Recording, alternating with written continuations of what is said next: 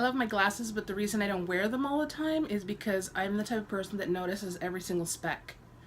So like now I'm fine, but then I go like this and there it is. It's right there.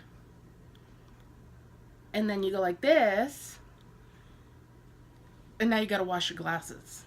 Hi guys, my name is Eleni. Welcome to me and welcome to Let's Not Talk Politics, where we talk about anything and everything not politics. So if you like, you can subscribe, turn on notifications, use your big beautiful brains to leave me a comment. This video brought to you by a shirt that has skull on it and blanket that is here because I did not put on pants. So if you follow me on all the social things, you know that I frequently talk about my issues with sleep and how my schedule's kind of all over the place, which is not helping my sleep. I had a few days of fantastic sleep and then it just went off the rails again. I think partly because when I follow my Headspace meditation sleep tips and app, it works out, but then somehow I think I'm all good and I don't necessarily need it, which is stupid. Who doesn't need a method to relax?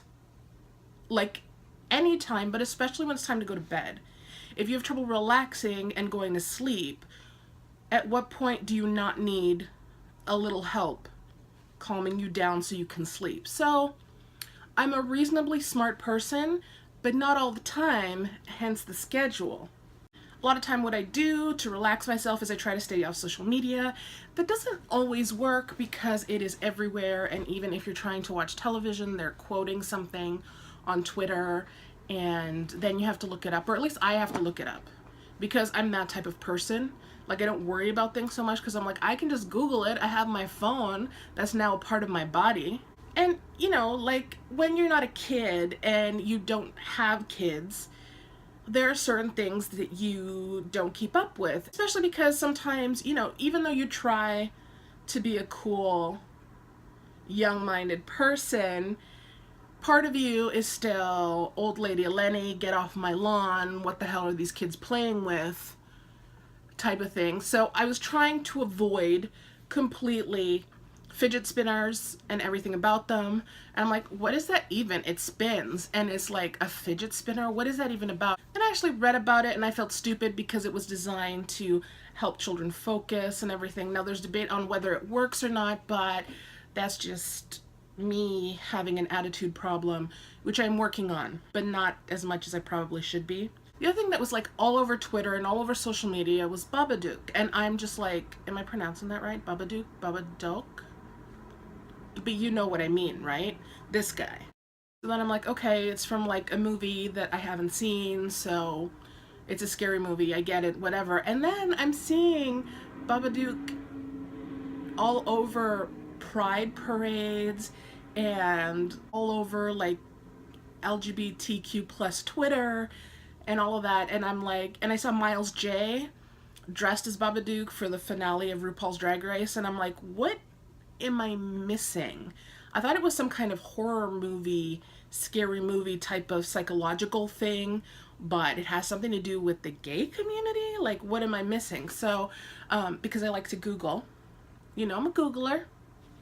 That's what I do. I'm like, so I just literally put in Google Babadook. So I read about the movie. It's an Australian thriller. Now, I'm not going to go into the whole plot, but basically this mother reads this book about this evil creature Babadook, and it kind of becomes part of the child's life and at some point takes over the mother, and it's kind of this creature that is evil that they have to tame but they can never get rid of. I read that and then I'm like, what literally does this have to do with the LGBTQ plus community? Like, it doesn't make sense to me. Somebody on Tumblr had said, I guess as a joke, oh, well, Babadook is obviously gay. And it snowballed from there, and a lot of people in the community are saying that it represents how people feel inside of a family, fighting to be heard. They can't get rid of how they feel and who they are. And so I understand that. I think it's a bit of a stretch, but I think it's fantastic that this kind of, I love random things, or things to me that seem random that people connect and they're just like, you are going to fit, and that is it. And that's what I feel like this is. It's like this really dark character that someone has then been like, he's gay. It's all good, guys. Like, it's awesome.